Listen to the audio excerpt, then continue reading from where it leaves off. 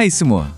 Cuba tengok kawan-kawan kita ni. Senyum lebar je kan? Nampak gembira betul. Sebenarnya, sekolah ni satu tempat yang sangat magic dan menyeronokkan. Dekat sinilah tempat kita datang hari-hari untuk belajar benda baru, jumpa kawan-kawan dan paling penting, nak bina impian kita. Tapi kan, untuk pastikan keseronokan ni berterusan, ada satu peraturan asas yang kita wajib patuh. Peraturan asas tu ialah keselamatan. Nampak tak cube hijau yang bercahaya tu? Ia ibarat lambang keselamatan kita. Segala impian besar dan keseronokan belajar yang kita nampak tadi tu, semuanya hanya boleh berlaku kalau kita berada dalam keadaan yang selamat. Keselamatan tu peraturan nombor 1 kita.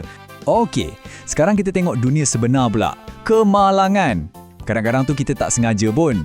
Benda ni jadi sebab berlari kat koridor, bergurau kasar sangat dengan kawan, main kat tempat yang tak sepatutnya, atau saja je cuai, walaupun sesaat. Mulai dari saat ni, saya akan berikan adik-adik 5 misi khas. Kena sedia tau. Adik-adik mesti selesaikan ke-5 misi rahsia ni untuk lindungi diri sendiri, kawan-kawan dan juga sekolah kesayangan kita. Misi pertama kita, keselamatan jalan raya. Tengok Wira cilik kita tu, apa dia tengah buat? Dia guna laluan pejalan kaki, dia berhenti kat garisan, lepas tu dia pandang kiri dan kanan.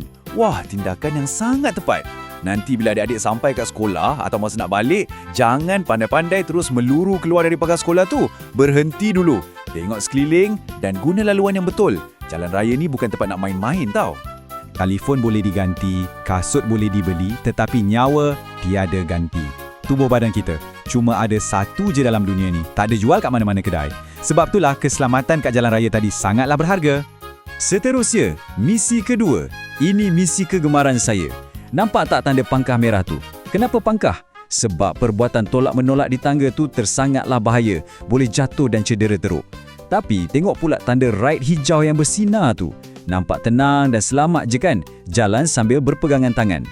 Inilah contoh terbaik macam mana nak jaga diri sendiri dan juga kawan-kawan masa kat tangga dan koridor sekolah. Sebagai seorang wira keselamatan, ada beberapa benda yang memang pantang kita buat. Tolak-menolak, bergurau kasar, main dekat tangga dan lari kejar-kejar kat koridor. Tolong elakkannya. Sekolah kita ni bukan gelanggang nak tunjuk siapa paling ganas atau siapa paling berani terjun tangga. Tak. Wira sejati adalah wira yang tahu kawal diri dan tak bahayakan orang sekeliling dengan perbuatan kasar. Okey, sekarang misi ketiga pula. Patuhi guru. Nampak tak ada kubah cahaya merah jambu macam perisai yang lindungi murid-murid tu? Kadang-kadang, cikgu-cikgu kita ni nampak macam garang kan? Cikgu akan tegur kalau kita lari atau marah kalau kita panjat kerusi.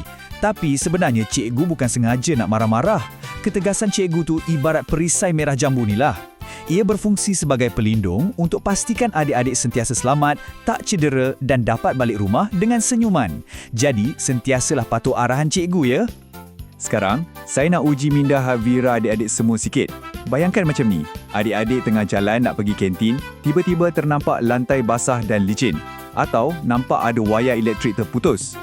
Atau mungkin nampak kawan terjatuh sampai berdarah lutut. Sebagai wira yang sedang dalam latihan, apa tindakan pantas yang patut adik-adik buat waktu tu? Cuba fikir sekejap. Ini dia jawapannya, sekaligus melengkapkan misi keempat dan kelima kita. Pertama sekali, jangan berdiam diri. Kalau nampak bahaya macam orang bergaduh, kes buli atau orang yang kita tak kenal masuk sekolah, terus pergi lapor kat cikgu. Jangan takut, anda bukan penyibuk, anda wira. Kedua, kalau nampak kawan dalam kesusahan, tengah sakit atau menangis, tolong jangan gelak. Jangan nak rakam-rakam video apatah lagi viralkan dorang. Sebaliknya, hulurkan tangan tu. Bantu dorang bangun dan cepat-cepat panggil cikgu. Wira sebenar mesti ada hati yang baik dan suka tolong orang. Wah, tahniah. Adik-adik dah berjaya lepasi ke-5 misi tadi. Jadi, saya dengan bangganya nak kurniakan 3 perisai wira keselamatan ni kepada anda semua. Kena ingat sekolah yang selamat ni bukan tugas Pak Gad atau guru besar je. Ia tugas kita bersama.